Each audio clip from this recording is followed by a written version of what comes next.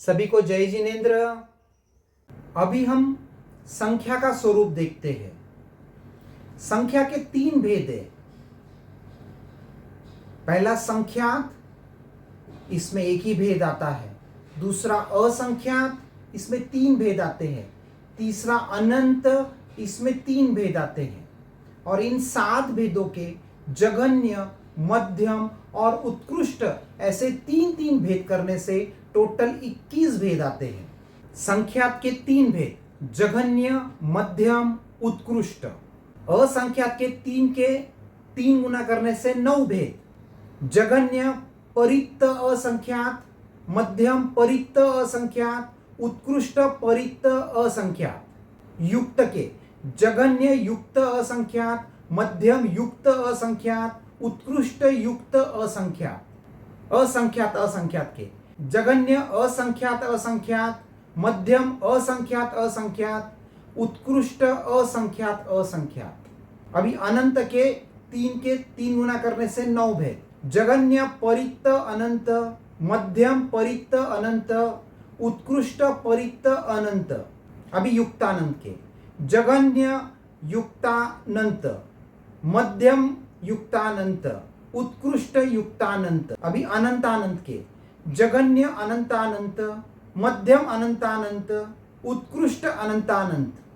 जघन्य संख्यात 2 को जघन्य संख्यात माना है, 1 को नहीं, क्योंकि 1 की गिनती संख्या में नहीं होती। संख्या का मतलब है भेद, पार्थक्य, अर्थात जिसमें भेद प्रतीत होता है उसे संख्या कहते हैं। 1 की संख्या भेद रहित है तथा 1 का वर्ग भी नहीं होता। 1 को 1 से गुना करने पर 1 ही आता है, संख्या की वृद्धि नहीं होती है। इसीलिए सबसे कम होने पर भी 1 को जघन्य संख्यात नहीं कहा गया है। भेद की प्रतीति 2 आदि में होती है, इसीलिए 2 को ही जघन्य संख्यात माना है। मध्यम संख्या 3 से लेकर उत्कृष्ट संख्यात तक बीच की सब संख्या है मध्यम संख्यात है। उत्कृष्ट संख्यात का स्वरूप जानने के लिए प्रमाण शास्त्र में पल्यों की कल्पना की गई है, जिसको हम अभी स्टडी करेंगे। शास्त्र में सत और असत 2 प्रकार की कल्पनाएं होती है। जो कार्य रूप में परिणत की जाती है उसे सत कल्पना कहते हैं, तथा जो किसी वस्तु के स्वरूप को मात्र समझाने के लिए उपयोगी हो किंतु कार्य रूप में परिणत न हो सके उसे असत कल्पना कहते हैं। यहाँ उत्कृष्ट संख्यात को समझने के लिए पल्यों की असत कल्पना ही की जा रही है। शास्त्र में 4 प्रकार के पल्य बताए। पहला अनवस्थित पल्य, शलाका पल्य, प्रतिशलाका पल्य, महाशलाका पल्य। 4 प्रकार के पल्य। इनकी लंबाई चौड़ाई 1 लाख योजन, जम्बू द्वीप के समान। गहराई 1000 योजन, ऊंचाई 8.5 योजन, पद्म वेदिका के प्रमाण। ये कल्पित पल्य तल से शिखा तक 1000 प्लस 8.5, 1008 और आधा योजन वाले होते हैं। एक एक प्याले की डेफिनेशन देखते। अनवस्थित प्याला, जो प्याला नियत प्रमाण के अभाव वाला होता है, अर्थात जिसमें निश्चित माप का अभाव है, वह अनवस्थित प्याला कहलाता है। प्रथम अनवस्थित प्याले की लंबाई चौड़ाई जम्बू द्वीप के प्रमाण 1 लाख योजन की है, किंतु उसके बाद आगे की सभी प्यालों की लंबाई चौड़ी अधिक होते जाती है। शलाका प्याला, प्रत्येक अनवस्थित प्याले के खाली होने पर एक साक्षीभूत सरसों का दाना जिसमें डाला जाता है उसे शलाका प्याला कहते हैं। प्रतिशलाका प्याला, प्रत्येक शलाका प्याले के खाली होने पर एक प्रति साक्षीभूत सरसों का दाना जिसमें डाला जाता है उसे प्रतिशलाका प्याला कहते हैं। महाशलाका प्याला, प्रत्येक प्रतिशलाका प्याले के खाली होने पर एक महासाक्षीभूत सरसों का दाना जिसमें डाला जाता है उसे महाशलाका प्याला कहते हैं। मतलब क्या हो गया? शलाका, प्रतिशलाका, महाशलाका, इनकी साइज कांस्टेंट है 1 लाख योजन बाय 1 लाख योजन और हाइट में 1008.5 योजन। लेकिन अनवस्थित की, पहले अनवस्थित की साइज जो अभी बताई वो है, बाकी आगे आने वाले हर एक अनवस्थित की साइज अधिक होते जाएगी। अभी हम इन प्यालों को भरने की विधि देखते हैं। सर्वप्रथम जम्बू द्वीप प्रमाण 1,00,000 योजन लंबा चौड़ा एवं 1,000 योजन गहरा प्याला बनाए। उस प्याले के 8 योजन ऊंची जगती और 2 गांव की वेदिका बनाए। फिर उसे सरसों के दानों से भरकर उस पर जितनी शिखा चढ़ सके उतने दानों से भरे, मतलब लबालब भरे। फिर असत कल्पना से कोई देव अपने एक हाथ में उस दाने से भरे प्याले को उठाकर दूसरे हाथ से एक एक द्वीप और एक एक समुद्र में एक एक दाना डालते जाए। मतलब जम्बू द्वीप में पहला दाना, लवण समुद्र में दूसरा दाना, घातकी खंड में तीसरा दाना, इस तरीके से। फिर जिस द्वीप या समुद्र में वह प्याला खाली हो जाए उस द्वीप या समुद्र प्रमाण का एक अनवस्थित प्याला बनाकर उसे भी शिखा पर्यंत सरसों के दानों से भर दे। फिर उस अनवस्थित प्याले को उठाकर आगे आगे के द्वीप समुद्र में एक एक दाना डालते जाए। मतलब क्या किया, जहां पे पहला अनवस्थित खाली हुआ जिस द्वीप या समुद्र में, उतना लंबा चौड़ा अनवस्थित प्याला बनाया। मतलब क्या हो गया, उसकी लेंथ और विड्थ चेंज हो गई लेकिन हाइट वही है, 1008.5। ठीक है। अब इस प्रकार वह पहला अनवस्थित प्याला जब अगले द्वीप या समुद्र में खाली हो जाए तो उसकी साक्षी में एक दाना शलाका नाम के प्याले में डालते जाए। क्या किया, पहला अनवस्थित खाली किया, जहां पे खाली हुआ वहां उस मेजरमेंट का नया अनवस्थित बनाया, उसको सरसों के दानों से फिलअप किया और उसको जहां पहले एंड हुआ था वहां से आगे एक एक द्वीप समुद्र में दाना डालते गए। और जब यह प्याला खाली हो गया तो उसके साक्षीभूत एक दाना शलाका प्याले में डाला। फिर जिस द्वीप या समुद्र में वह अनवस्थित प्याला खाली हुआ पुनः मूल स्थान से सरसों के समाप्ति कारक द्वीप या समुद्र पर्यंत का दूसरा अनवस्थित प्याला बनाया। मतलब जहां पे समाप्त हो गया उतना बड़ा अनवस्थित बनाया, वापस उसको खाली किया। खाली करने के बाद एक दाना दूसरा अनवस्थित खाली हुआ तो दूसरा दाना शलाका में डाला। हम करते हैं ना, याद रखने के लिए एक एक का मार्किंग करते हैं, तो एक सरसों का दाना उसमें डाला। इस प्रकार करते करते जब शलाका प्याला भी पूरा भर जाए तब अनवस्थित प्याले को ऐसे ही रखकर शलाका प्याले को उठाकर आगे के एक एक द्वीप समुद्र में एक एक सरसों का दाना डाले। और जब शलाका प्याला खाली हो जाए तो साक्षी के लिए एक सरसों का दाना प्रति शलाका में डाले। मतलब क्या हो गया, शलाका पूरा फिलअप हो गया और अनवस्थित भी तैयार है, लेकिन अनवस्थित खाली होने के बाद शलाका में डालने के लिए जगह नहीं है। तो क्या किया, शलाका को उठाया और अगले द्वीप समुद्र में एक एक एक एक एक एक दाना डालते गए। जब यह शलाका खाली हो गया तो उसके साक्षीभूत एक दाना प्रति शलाका में डाला। तो क्या हो गया, अभी इस तरीके से एक एक हर एक बार अनवस्थित से शलाका को फिलअप किया। फिर शलाका में शलाका पूरा भरने के बाद उसको खाली किया।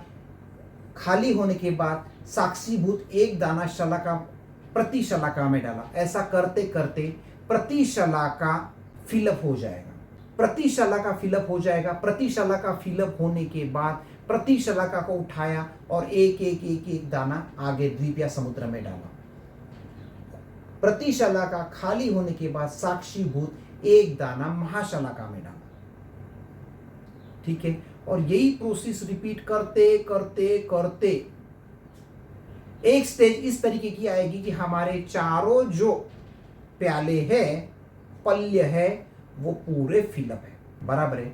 और जब ये आएगा उस वक्त चारों पल्यों में जितने सरसों के दाने हैं वो दाने प्लस अभी तक जो हमने द्वीप या समुद्र में जितने सरसों के दाने डाले हैं, ये सारे कंबाइन करने के बाद, रिपीट करता हूं, चारों पल्लियों के दाने प्लस सारे द्वीप समुद्र में डाले हुए दाने, इन सब की जब हम टोटल करेंगे तो हमको एक फिगर मिलने वाली है।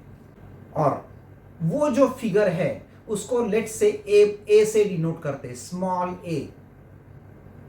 Small a is equal to चारों पल्लियों में जितने सरसों के दाने हैं प्लस सारे द्वीप समुद्रों में हम द्वीप और समुद्र में हमने डाले हुए दाने, इन सब की टोटल ए। तो इस ए में से अगर हम एक कम करें तो वो हो जाता है उत्कृष्ट संख्यात। क्या हो गया वो? उत्कृष्ट संख्यात। अभी हम असंख्यात के भेद निकालते हैं। तो उत्कृष्ट संख्यात क्या था हमारा? a-1। बस वो a वाला जो है ना, वो है जघन्य परित असंख्यात। मतलब क्या था ये? चारों पल्लियों के अंदर के राई के दाने प्लस सारे द्वीप समुद्र में डाले हुए राई के दाने, इन सब की जो टोटल है, जिसको हमने स्मॉल a से डिनोट किया, वो है जघन्य परित असंख्यात। अभी आगे का स्टडी करने से पहले हम देखते हैं राशि अभ्यास क्या होता है। देखो, अभी जैसे 3 को 3 से गुना, 3 इंटू 3 क्या हो गया? 3 का स्क्वायर हो गया। बट 3 इंटू 3 इंटू 3 जो भी आंसर आएगा, लेट्स से इट इज 27, वो है 3 का राशि अभ्यास। क्या कहते हैं उसको? जो संख्या है उसको उतनी ही बार खुद से मल्टीप्लाई करना, उसको कहते हैं राशि अभ्यास। मतलब 3 का राशि अभ्यास हो गया 3 इंटू 3 इंटू 3 27। 4 का राशि अभ्यास 4 इंटू 4 इंटू 4 इंटू 4 4 टाइम्स 256। 5 का राशि अभ्यास क्या आएगा? 5 into 5 into 5 into 5 into 5 5 into 5 5 times 3125। इस तरीके से राशि अभ्यास। बराबर है? तो हमको क्या करना है? जो हमने स्मॉल a निकाल के रखा है, जिसको हम जघन्य परित असंख्यात के नाम से डिनोट कर रहे हैं, a का अगर हम राशि अभ्यास करेंगे तो क्या आएगा? a raise to a। मतलब a को a बार a टाइम से मल्टीप्लाई करना है। तो let's denote this as small b। तो b is equal to a raise to a। तो ये जो राशि अभ्यास करके संख्या आएगी, ये आएगी जघन्य युक्त असंख्यात। रिपीट करता हूं, जघन्य युक्त असंख्यात, उसको हम स्मॉल b से डिनोट करते हैं, ये आएगी a रेज टू a। इसके बाद में जघन्य असंख्यात असंख्यात निकालते हैं, इसको डिनोट करते हैं स्मॉल c से। ये कैसे आएगा? b का अभ्यास, मतलब b raise to b, b को b टाइम से मल्टीप्लाई करना। वापस एक बार बताता हूं, जघन्य परित असंख्यात जिसको हमने स्मॉल a से डिनोट किया, ये था चारों पल्ले के सरसों के दाने प्लस सारे द्वीप समुद्र के दाने। उसके बाद में हमने जघन्य युक्त असंख्यात निकाला, जिसको हम स्मॉल b से डिनोट कर रहे हैं, वो आएगा a रेज टू a। मतलब a का राशि अभ्यास, a को a से a बार मल्टीप्लाई करना। उसके बाद में हम जघन्य असंख्यात असंख्यात निकाल रहे हैं, जिसको हम स्मॉल c से डिनोट कर रहे हैं, ये आएगा b रेज टू b। मतलब b का राशि अभ्यास, b को b टाइम्स b से मल्टीप्लाई करना। उसके बाद में हम अनंत में घुसते हैं, जघन्य परित अनंत, जिसको हम लेट से स्मॉल d से डिनोट करते हैं। कैसे आएगा ये? c raise to c। मतलब c का राशि अभ्यास, c को c टाइम्स c से मल्टीप्लाई करना। उसके बाद में जघन्य युक्त अनंत, कैसे निकालेंगे इसको? इसको e से डिनोट करते हैं, d रेज टू d। मतलब d का राशि अभ्यास, d को d बार d से मल्टीप्लाई करना। उसके बाद में जघन्य अनंतानंत, इसको हम f से डिनोट करते हैं। कैसे आएगा? e raise to e। मतलब e का राशि अभ्यास, e को e से e टाइम्स मल्टीप्लाई करना। ठीक है, चलो, अगर ये टर्मिनोलॉजी अगर हमारे समझ में आ गई तो इसके आगे का बहुत आसान है। देखिए, हमने क्या निकाल लिया? पहला असंख्यात का पहला भेद निकाल लिया, जिसको हम a से डिनोट कर रहे हैं। असंख्यात का चौथा भेद हमने निकाल लिया, जिसको हम b से डिनोट कर रहे हैं। और a का राशि अभ्यास a, मतलब a रेज टू a। तो क्या हो गया? अभी हम तीसरी निकालते, उत्कृष्ट परित असंख्यात, तीसरा भेद निकालते हैं। क्या आएगा? b-1, एक कम, या फिर a रेज टू a-1, दोनों में से कुछ भी चलेगा। ओके, इसी तरीके से सारे उत्कृष्ट हम निकाल लेंगे। तीसरा हमने भेद निकाला उत्कृष्ट परित्त असंख्यात, किस तरीके से निकला, b-1। अभी उत्कृष्ट युक्त असंख्यात c-1 या b⁻b-1। उसके बाद में उत्कृष्ट असंख्यात असंख्यात क्या आएगा, d-1 या फिर c⁻c-1। अभी उत्कृष्ट परित्त अनंत क्या आएगा, e-1 या d⁻d-1। उसके बाद में आएगा उत्कृष्ट युक्त अनंत, क्या आएगा, f-1 या e⁻e-1। ठीक है, अभी हमको क्या करना है, सारे मध्यम निकालने हैं। हमने ये निकाल लिए, मध्यम क्या आएगा, जैसे मध्यम परित्त असंख्यात a+1 से b-2।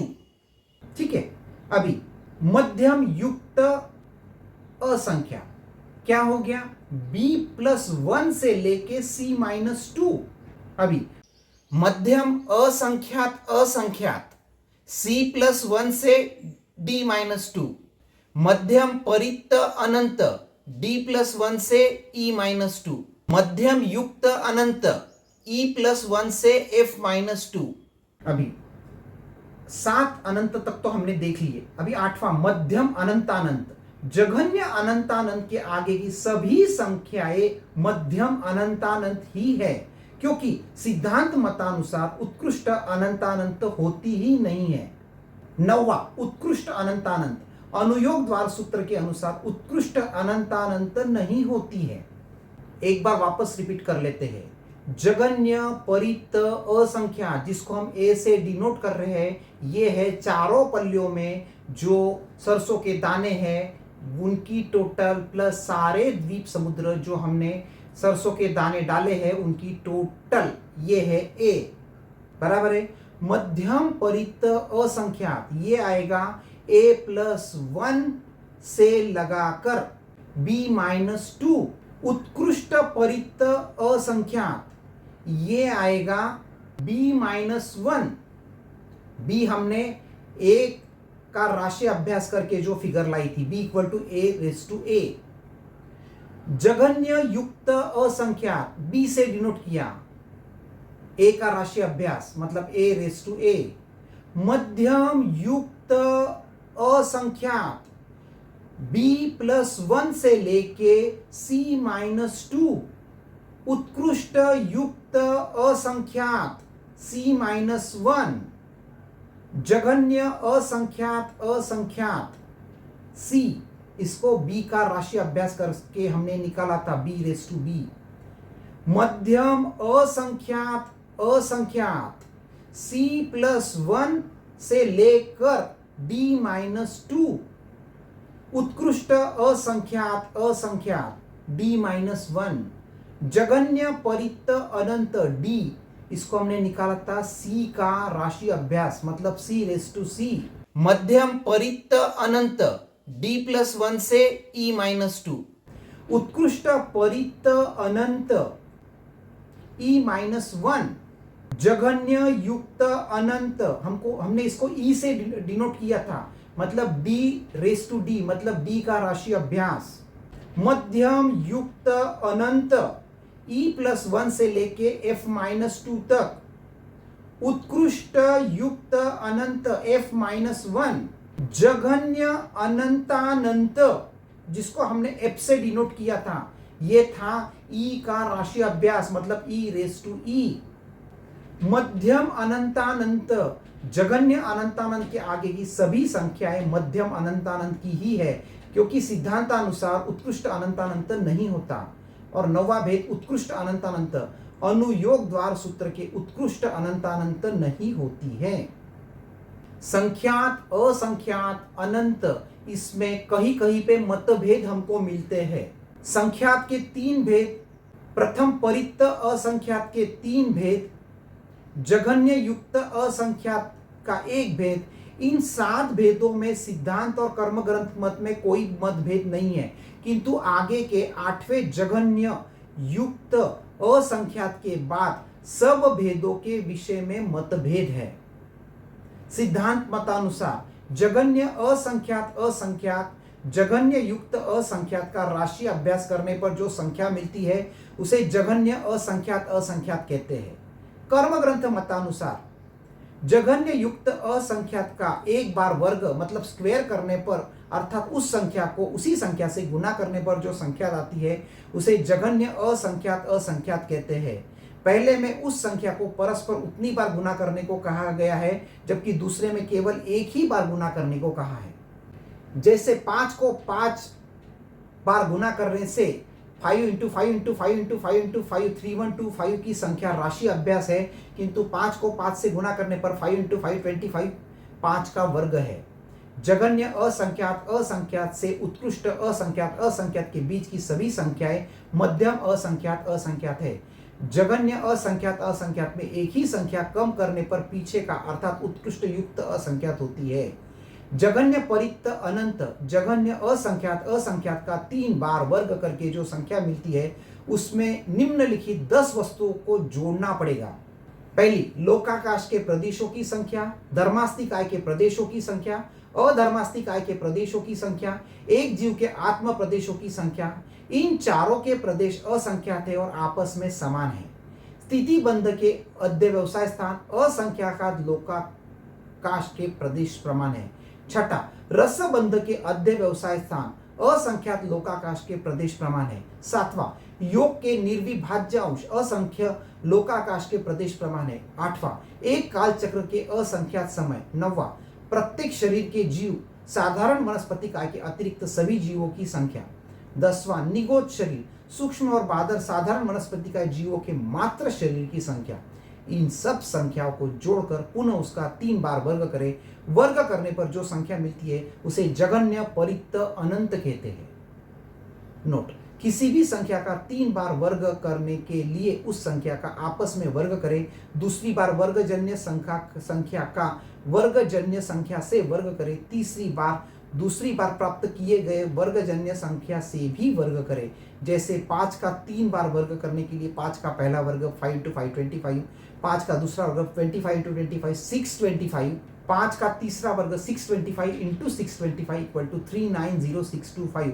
यह 5 का 3 बार का वर्ग हुआ है। जघन्य अनंतानंत जघन्य युक्त अनंत की संख्या का एक बार वर्ग करने पर जो संख्या आती है वह जघन्य अनंतानंत है।